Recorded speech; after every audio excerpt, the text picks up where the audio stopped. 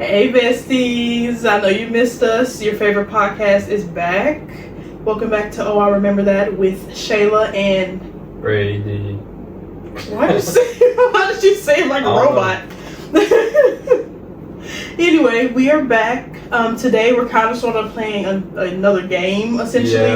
Yeah. We seem to like these. I feel like we have a lot of fun explaining things and reacting to things and all that. So today's episode is called Assumptions. We found some assumptions online about different groups that we're in, and we're going to kind of like see if those assumptions are true about each other. Yeah, it's just like part 3 of like me just ripping off ideas from Smosh. Because, I mean, if you know, like, Smosh literally has a whole like series called that. It's not the same thing though, because like, you know, they're like a little bit bigger than we are, just by like a smidge. You know? We're right behind them in the yeah, pretty much. But yeah, they find like specific things. We had to go out and find stuff, and I'm not gonna lie, I found my stuff like 10 minutes ago because I have not had time to look for it. So they're like not even that specific. It was my idea, and I like low-key didn't really follow my own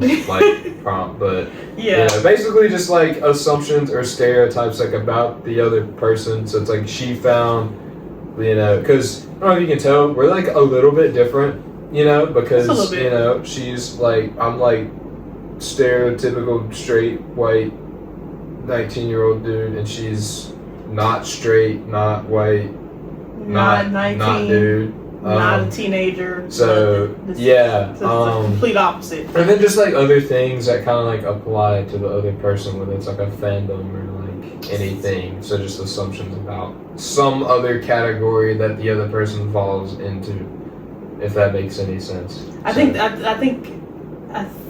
that I'm pretty sure they got it. Probably. Hopefully, it's okay. I'm pretty sure as we do it, it'll make more sense. Yeah. All right. So, but yeah, Brady's a college student, so forgive him for being behind on a lot of stuff. We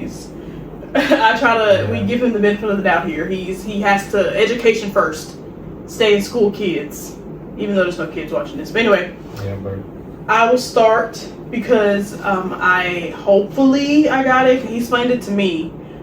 We love Smosh around here, but you don't want Smosh. Exactly. I'm not very familiar with Smosh as much as Brady is, so he does have to explain it to me. So hopefully I did it right. But anyway, it's not like specific to Smosh. It's more so inspired. It doesn't like have to Smosh inspired. We love you, Smosh, even though they're never gonna see this video. I'm literally shamed. Yeah, I am shamed.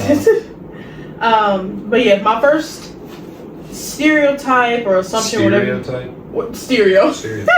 My first stereotype. What the world is going on with me today already? It's been a long week.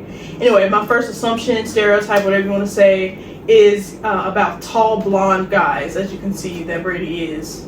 That's the first thing you see about you. I wanted to do the most obvious thing about you first.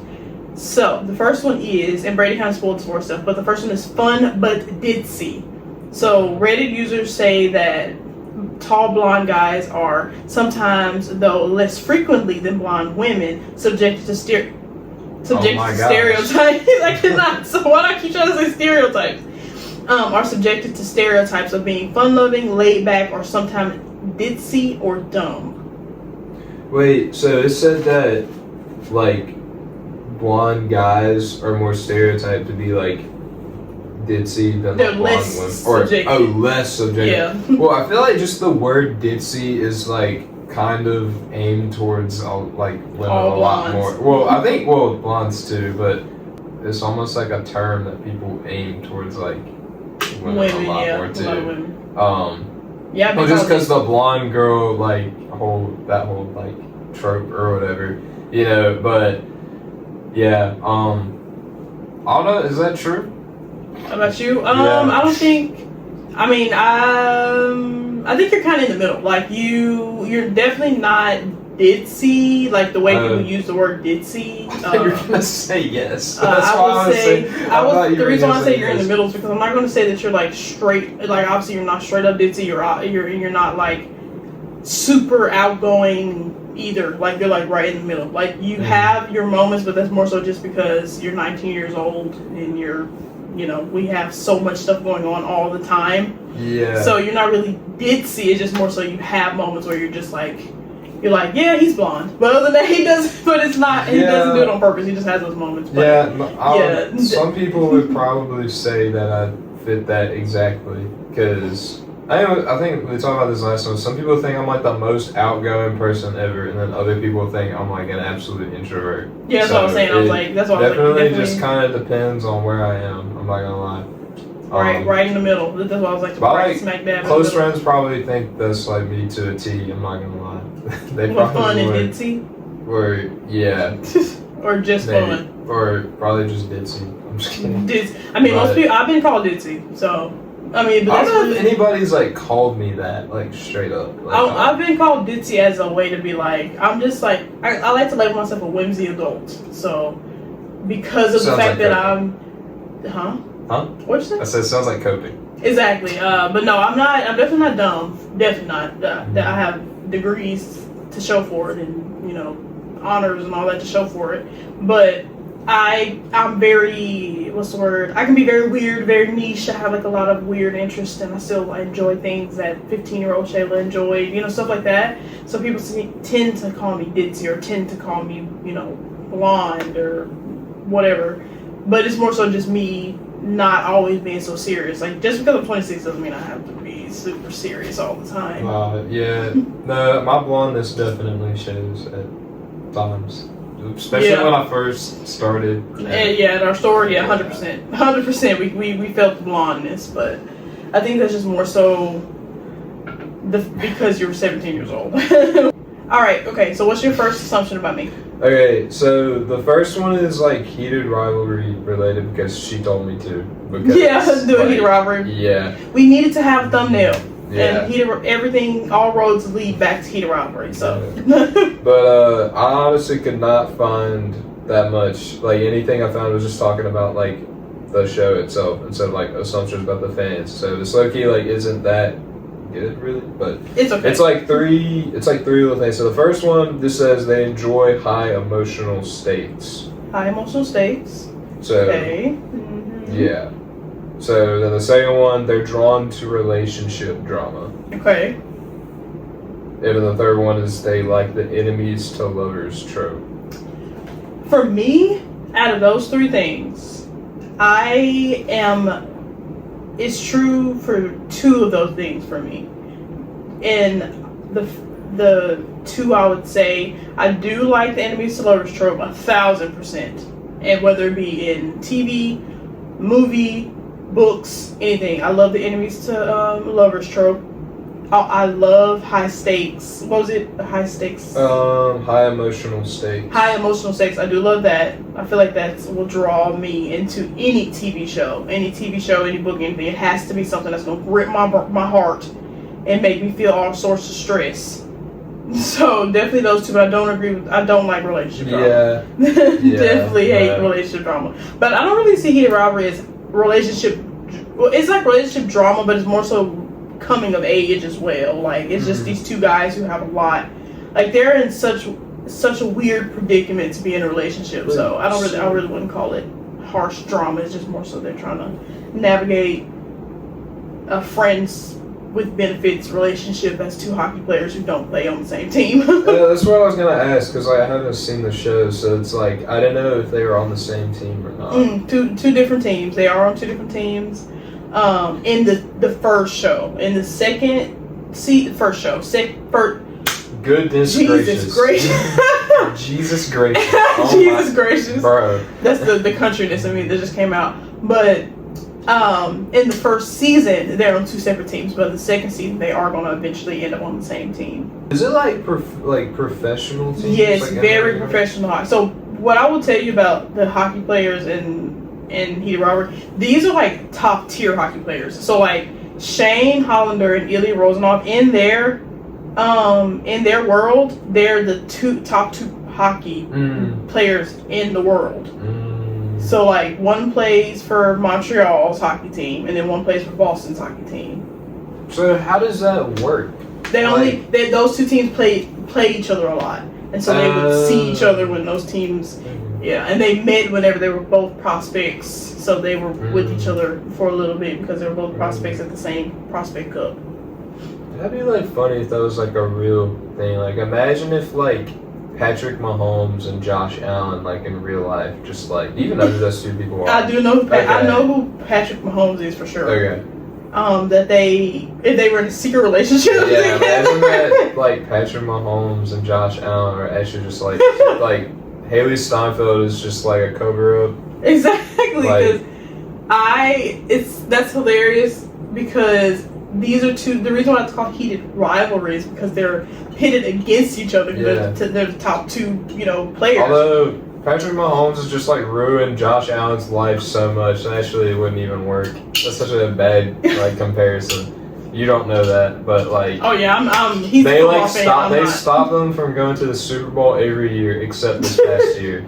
Yeah, but, I'm not a football fan. That's the reason why I say me and Brady are totally different. Yeah. I'm not a sports fan at all, other than soccer. Yeah, unless it's gay hockey. Exactly, unless it's gay hockey on a fictional TV show. Yeah. Is when I'm into sports. Yeah. I said I was going to go to a hockey game next year. I wanted to go to a Canadian hockey game just to experience it. Go to the Boy Aquarium. Yeah. You don't know what that means. Well, See? I can infer what it Yeah. is. Yeah. See, look at us use terms we both don't know. Bro, my mom has like recently got into hockey just from like watching it like from the Olympics. Oh yeah. I know they're pretty popular with the Olympics. Yeah. And then like she started watching like professional hockey, and it's like, okay, I don't know. I don't think I really tried to get into hockey, but I don't really know. I mean, I know good things about it because I've obviously read the Heated Rivalry, Game Changer series, and then I also have watched the show and read all the fan fiction. There's so much hockey terminology and all those things that I've kind of sort of learned a few things. But moving right along, Brady's next one, still using the tall blonde guy. This one says the internet sees tall blonde guys as approachable and friendly. They're often perceived as less intimidating or more approachable than tall, dark-haired, or muscular men. But I am muscular. What do you mean? Uh-huh. Are you calling me fat? You don't have to Bro, be. You can be either one of those things and not be. Anyway, like it's hard to say if I'm approachable or not. I mean, I like to think I am, Well, I guess that's for me to say. Yeah, I'll ask you what you think, but I don't know. Some people like, I've had like some people that's like before like they knew me be like said that they thought I was scary or something. Like I've had like plenty of people tell me they thought I was scary. I don't think I've never met anybody at our job or anybody around us that have said that they thought you were intimidating at all. Mm-hmm. But I mean, do you think you're friendly? That was the other one. Not just. I think I am. Yeah, I personally do think you're both. We talked about this in like our first episode that you're one of the most patient people in our job. I got downgraded. So yeah, like recently I got downgraded. Yeah, recently he's not been as patient, but usually he's the most patient person in our store. So I do think you're most approachable. Like customer, I feel like that's the reason why you get such weird customers because people just see you as somebody that they can be more open with their weirdness. Yeah, that's not good. Yeah. Like some guy, I was helping like this older like white man, and then this other guy just ran. Like I was helping, like, is that your dad? Like, no, it's not. Like, just like, sees another like white guy that could potentially be. And that's you like, being friendly. He's really friendly. So somebody thought you were your dad. Like, no, that's not my dad. That's not my dad. Like, you're not my dad. He also like. Well, I mean, my dad is like older. Like he was like 65, but this guy was like old. Like he was like 80 or something. I'm like, I mean, yeah, it could have. I mean, he would have had to have me when he was like 60 or something. Yeah. Like my dad's just Robert De Niro. Like, that person might have thought you were older though. They might not have thought you were. So many people think I'm like an infant. Like yeah, I've seen you get both sides. Like some people think you're older, some people think you're younger. It's weird. I feel like when I first started, I feel like I definitely look older now because I am. You know, Yeah. but it's like I remember within like my first or second week, somebody asked me if I was married when I was like See, like 17. you get both sides. And now people like the one lady like a few weeks ago thought I was like 15. Like how did I go? How did I go back?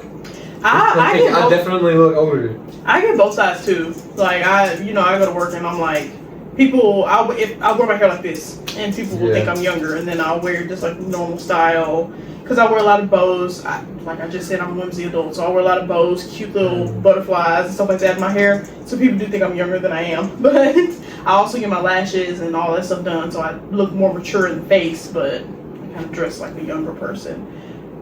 Yeah. Well, what's your next one for me? Okay, my next one. Okay, so this one is kind of for both of us. Okay. Sort of. It's just assumptions or like stereotypes about people that live in Mississippi. So okay, I'm excited about this one. Okay, I'm not gonna read all of them because some of them are stupid. Like Mississippians love rooting for Mississippi State. Like no. Nope. Not everybody's like that. No. The first one that's funny is Mississippians shoot everything in sight.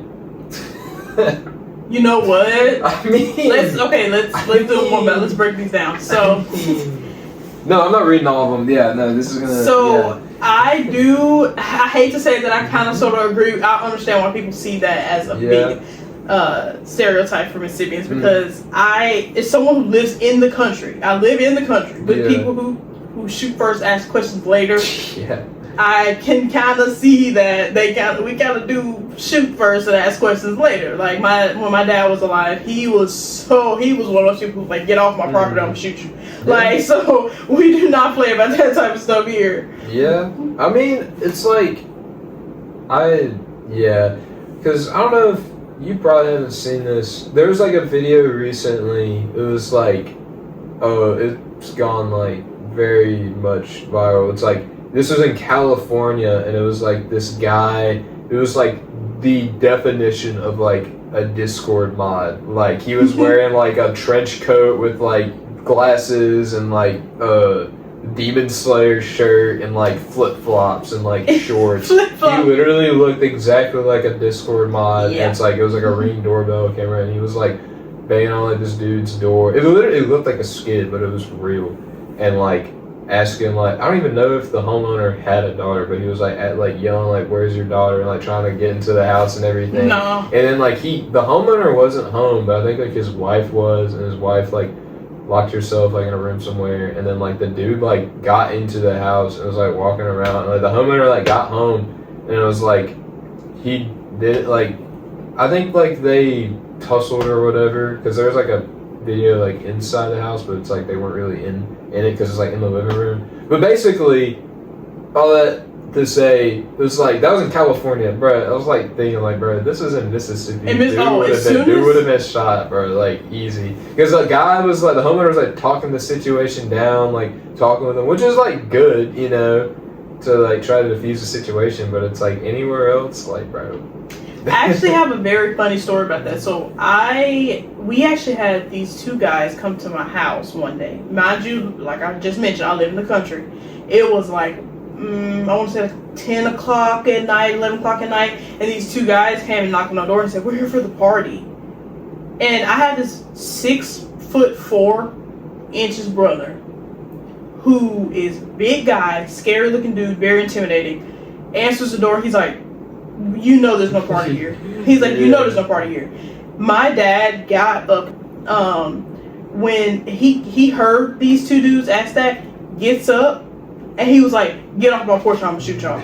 Y'all know there's not no party in this random house in this country. Y'all know there's no party here. There's no lights. Like everything's dark. It's quiet in our neighborhood, and you're knocking on the door. I know what you're trying to do. I'm gonna shoot you if you don't get off my porch. And then they tried to argue. It was hilarious. But what's the next one? I was gonna say something like, because like my neighbors, like I have like a lot of my neighbors like around my block are like Vietnamese, and they all like kind of like know each other, and like, you know, they're kind of like, and it's like I have two on like each side, like both the houses on each side of my house like have Vietnamese households, and it was like one time, this is like a few years ago by now, but it's like they pulled into our driveway, and it's like I was like in the garage, like getting something, and they like pulled into our driveway, and they saw me, and I figured they would see me and realize, oh, we're in the wrong place, but they looked right at me. The most, like, I'm the definition of the Aryan race, like blonde hair, like green eyes, like, you know, and then. You know, I go back to my house and they're gonna leave. One of them just walks inside. Just walks inside the house. Like okay. Like and then they're just standing there like nah. Like I mean you can probably tell by looking at me out in the suburbs. So like it's not a risky place, but a lot of other places in Mississippi, like, yeah, no, you're dead. Like, right. You're Definitely. You're dead. Okay, so this one says soft or metro. So What? exactly. Metro That's why I women? said some of these are. This is what we just talked about the other day. But like some perceptions, particularly in rural or more traditional contexts, suggest they appear less manly than dark-haired men. Sometimes associating them with a more metro aesthetic, as in like a metrosexual aesthetic. Bruh, I thought I was on metro women. No, metrosexual. Bro, I'm so manly. Give me. Bro, what do you mean? I don't know, Brady. I'm manly as hell. I don't Bro, know. you called me androgynous one time. I'm not freaking androgynous, bro. I'm not saying it's Androgynous? A bad thing. Yeah, Androgynous. Hey, I thought it was androgynous. Androgynous. Wait, androgynous. That There's doesn't an N in sound there. right. There's an N in there, I promise. I said that androgynous. Yeah, that's not the N. Androgynous. No, Yeah. there's an N in the middle. I said the N. Androgynous. You're adding a G. Oh, okay. What you're saying "g" and not Hold "j." on. You're missing the A. Hold on. Androgynous. Hold on. You're saying "g." I can't even spell it. Hold on. Wait, how do I? Androgynous. See? See, androgynous.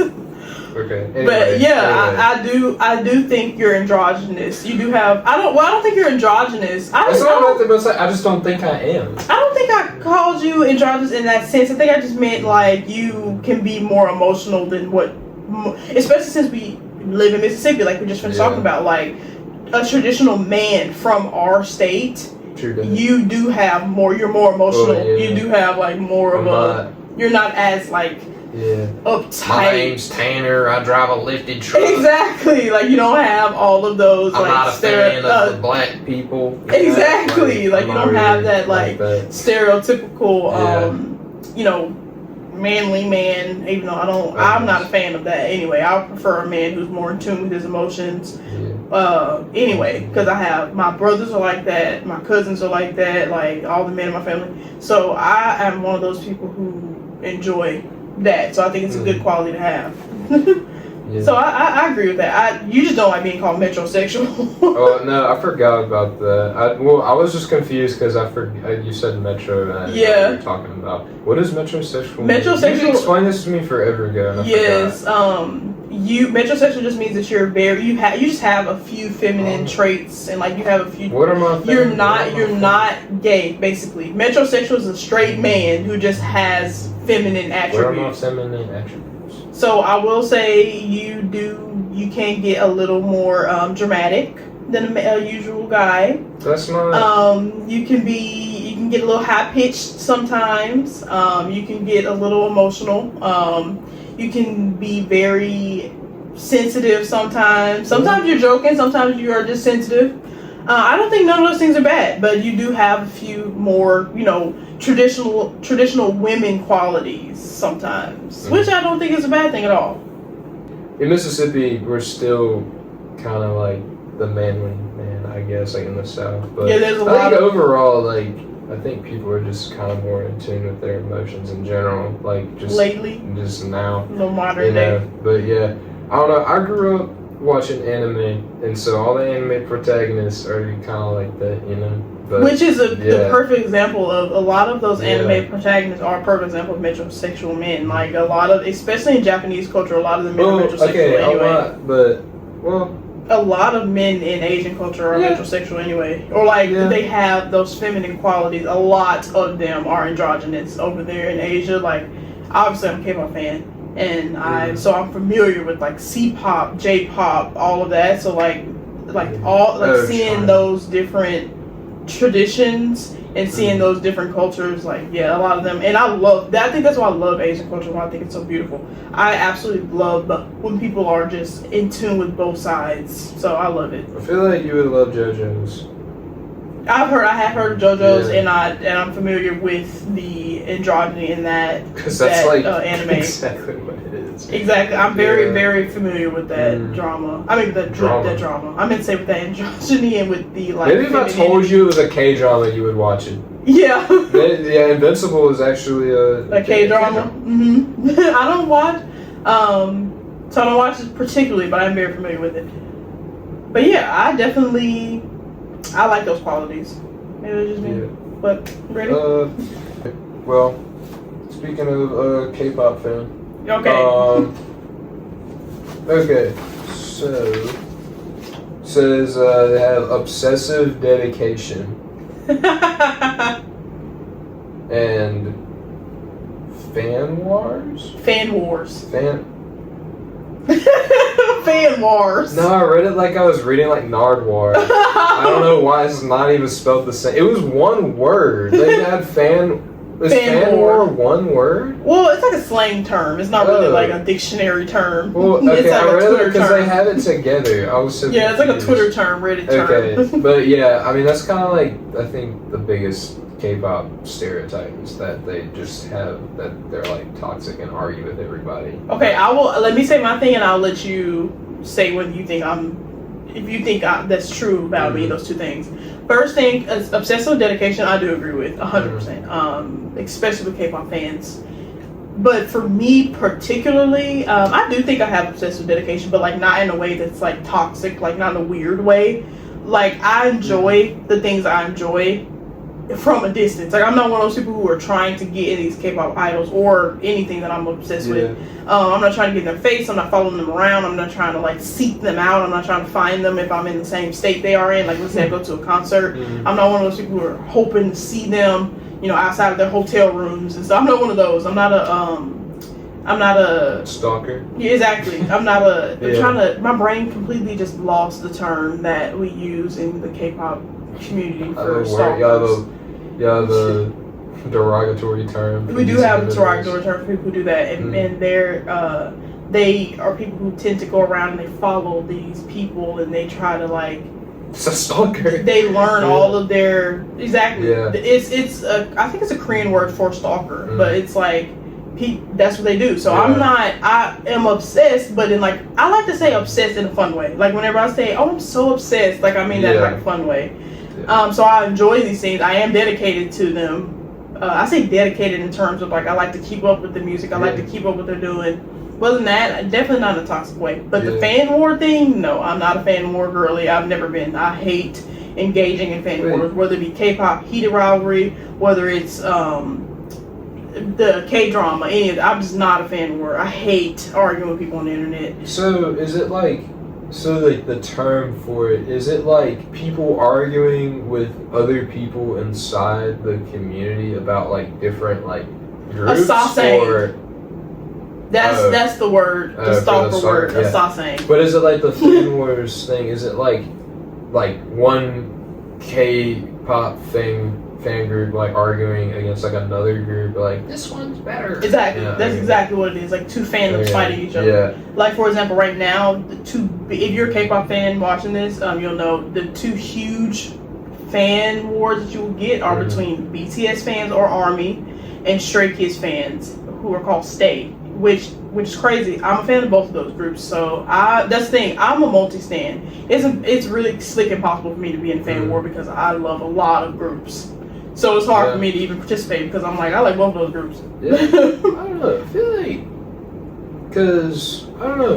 Like, what do you think about me? Like, do you think I'm either one of those things? No, I'm not gonna lie. Like, I've known like a fair amount of K-pop fans, and it's like I'll like mess with them about the stereotype, but it's like I've never actually like seen that. Like, there's way worse fandoms that I have like seen. Like, bro, like people that are like gonna come after me, but like Taylor Swift fans are far worse because it's like I haven't had. I'm gonna get canceled, but like I don't care, bro. It's not the fact that you're gonna get canceled. It's the fact that they're in the same boat. Like they're worse in my opinion because I literally haven't had like any like BTS fans, Taylor Swift fans. No, I haven't really seen any like BTS fans or like K-pop fans. Like I haven't had anybody like genuinely like get mad or like actually seen people. I'm sure that I know they do, but like I feel like Taylor Swift fans are worse just from what I've seen. Just because like as someone who's been on both sides, I do think they're in the same boat in terms of how they are.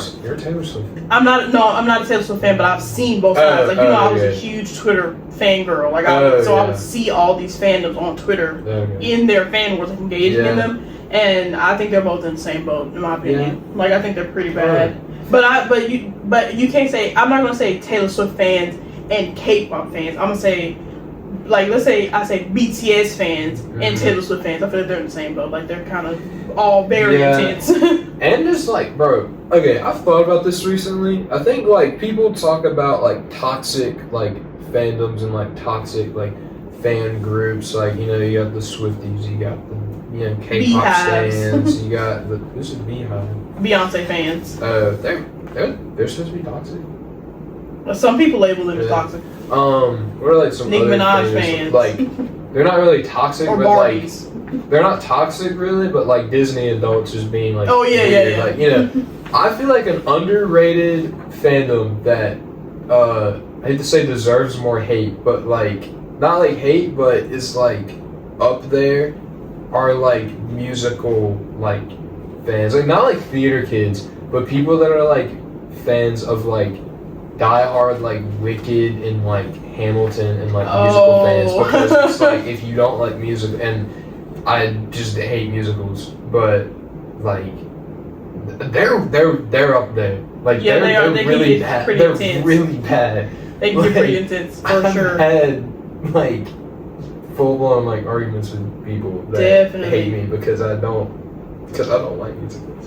Definitely, like they're pretty intense. Yeah, no, they're worse. Like they can get up there. I have seen the Hamilton fans and I've seen the Wicked fans. Hamilton fans are like worse than BTS fans, bro. I'd rather be like locked in a room with like a BTS fan than like a Hamilton fan. Like, can get pretty rough. I've seen it.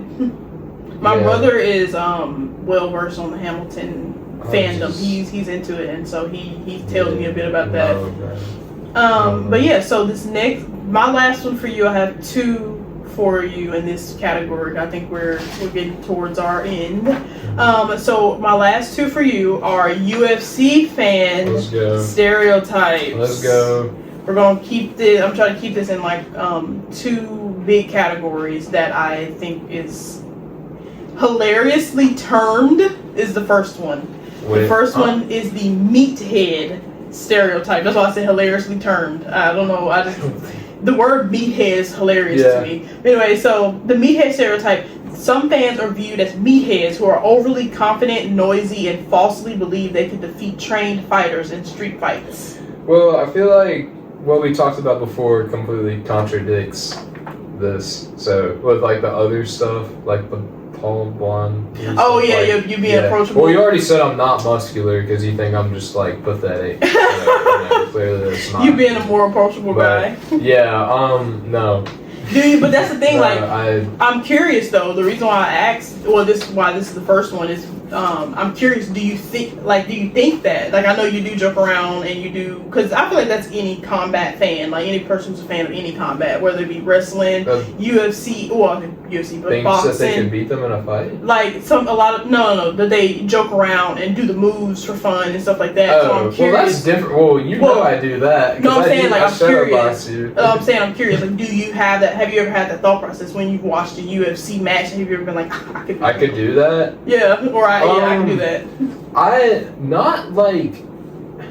don't know, not really like, I mean, I've like, kind of fantasized before about like the thought of it, but I want to, like, I don't train at all, but like I want to one day. I think it would be fun and like maybe like even compete, but it's not like, I'm gonna go into the UFC one day. Like, I mean, if that's the way my life turned out, that'd be cool. But you know, it's not like I could do that because like, bro, there's these Russian fighters that are literally born and bred to fight and just wrestle people in the UFC. Like their entire life is that. Yeah, it's like no, like you know, because he's a UFC fan, I'm a WWE fan, and people are like that in WWE too. Like there are people who will pretend and mess around. Like I like to joke and be like, I'm a sweet chin music. I'm gonna do this. Let me get in the ring because I will joke. I'll be like, let me get in the ring. Let me get in the ring. Me and my brother joke about that too. There are moments where it's like I'll watch some fighters that just have terrible fight IQ. That like, bro, if you know, me and like our manager were talking about this earlier because me and him talk about UFC more than work. Like he knows who he is. Shout out. Yeah, we literally talk about the UFC events. We were talking about this today. Yuri Prohaska versus Carlos Ulberg for the light. I don't think I told you about this.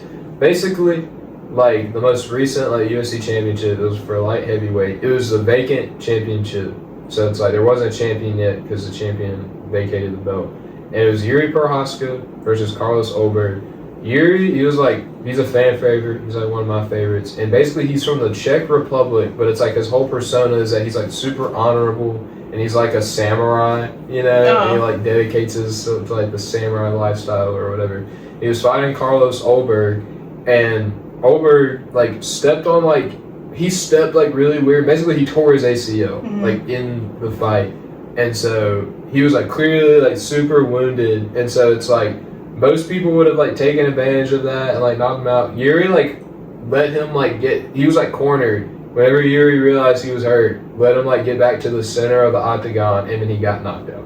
Oh goodness, yeah. So in that moment, like most people probably wouldn't have lost that because you literally have to try to lose that. So it's things like that where it's like, yeah, because if you're like right there, all you have to do is like not be an idiot. Yeah, that's true. So the next one is hyped up fans. So some fans are seen as followers of dramatic fighters, like for example, Conor McGregor and stuff like that, who cling to past glories rather than their current performance.